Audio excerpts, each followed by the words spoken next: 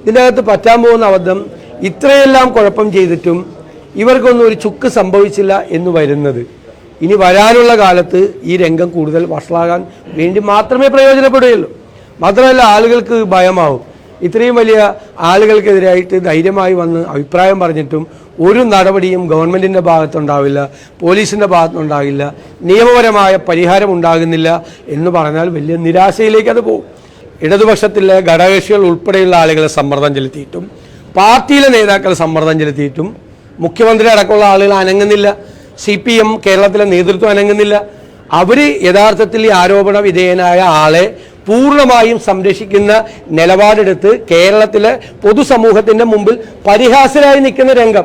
അതുകൊണ്ടാണ് ഞാൻ പറഞ്ഞത് CPM തീരുമാനം എടുക്കണം. CPM തീരുമാനം എടുക്കില്ല.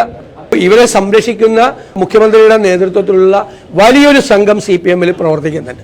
ഇവർക്ക് പൂർണ്ണമായ സംരക്ഷണം കൊടുക്കുന്ന ഒരു പവർ ഗ്രൂപ്പ്. അതിലെ അവിടെ വൃന്ദാകാരാട്ടിന് എന്ത് കാര്യം, അവിടെ ആനി രാധയ്ക്ക് എന്ത് കാര്യം, ബിനോയ് വിശ്വത്തിന് എന്ത് കാര്യം?